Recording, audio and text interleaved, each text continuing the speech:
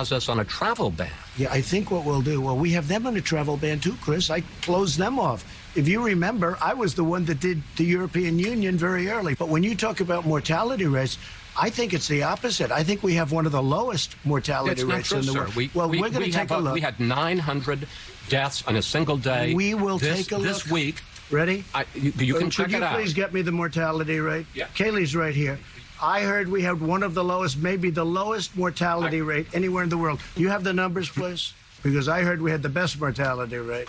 The case made of similarly situated countries, as Dr. Burks points out, and this is number one low mortality rate. I hope you show the scenario because it shows what fake news is all about. Okay, go I don't ahead. think I'm fake news, but we'll put we'll put our stats on. You said we had the worst mortality rate in the world, and we have the best. All right, it's a little complicated, but bear with us. We went with numbers from Johns Hopkins University, which charted the mortality rate for 20 countries hit by the virus. The U.S. ranked 7th, better than the United Kingdom, but worse than Brazil and Russia. The White House went with this chart from the European CDC, which shows Italy and Spain doing worse, but countries like Brazil and South Korea doing better. Other countries doing better, like Russia, aren't included in the White House chart. California, locking down again. Florida, deadliest day of the entire pandemic.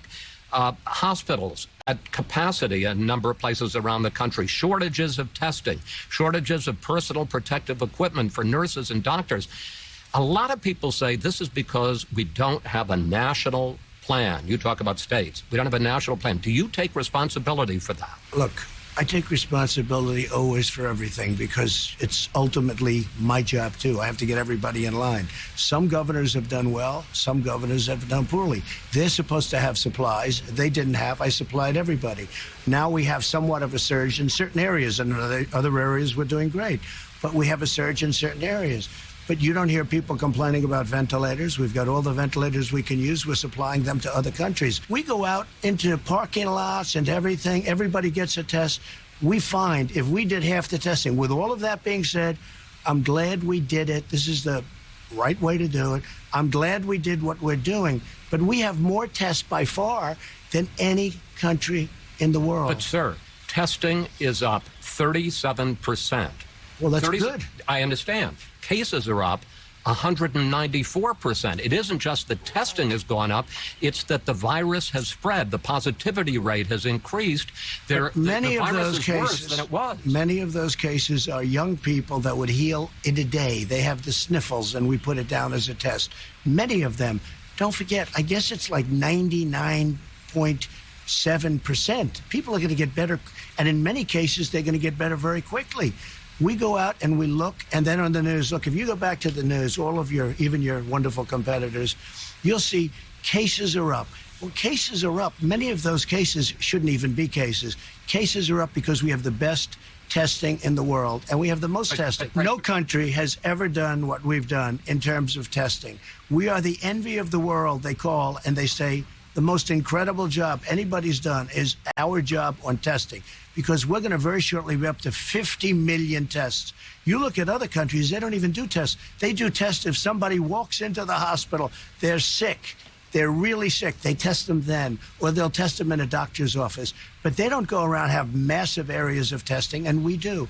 And I'm glad we do, but it really skews the numbers. I'm going to do you a favor, because I'm sure a lot of people listening right now are going to say, Trump, he tries to play it down. He tries to make it not seem as serious as it is. No, this is very serious. 75,000 cases a day. Show me the death chart. Well, I don't have the death chart. Well, the death chart is much more important. I can tell you, the death chart is 1,000 cases a day. Excuse me. It's all too much. It shouldn't be one case. It came from China. They should have never let it escape. They should have never let it out. But it is what it is. Take a look at Europe. Take a look at the numbers in Europe. And by the way, they're having surges. Are 6,000 in the whole European Union. They don't test. They don't test like we test. Is it possible that they don't have the virus as badly as we do? No, it's possible that they don't test. That's what's possible.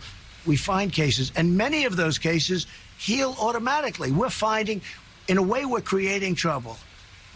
Certainly we're creating trouble for the fake news to come along and say, oh, we have more cases. Look, we did something that nobody's ever done. Not only the ventilators, where we're supplying them all over the world. We did a testing program the likes of which nobody's ever done before. The head of the CDC, Dr. Redfield, said this on Tuesday. I do think the fall and the winter of 2020 and 2021 are going to be probably one of the most difficult times that we've experienced in American public health. Do you agree with Dr. Redfield? I don't know, and I don't think he knows. I don't think anybody knows with this. This is a very tricky deal. Everybody thought the summer it would go away and it would come back in the fall. Well, in the summer it came. They used to say the heat was good for it, and it really knocks it out, remember? And then it might come back in the fall. So they got that one wrong. They got a lot wrong. They got a lot wrong. The World Health got a tremendous amount wrong. They basically did whatever China wanted them to, and will save now almost $500 million a year, which is nice. But the World Health got a lot wrong. But this is one of the sharpest criticisms of you. I agree. People say that you talk about the world as you'd like to see it rather than follow the signs. No, Well, let me just ask the question.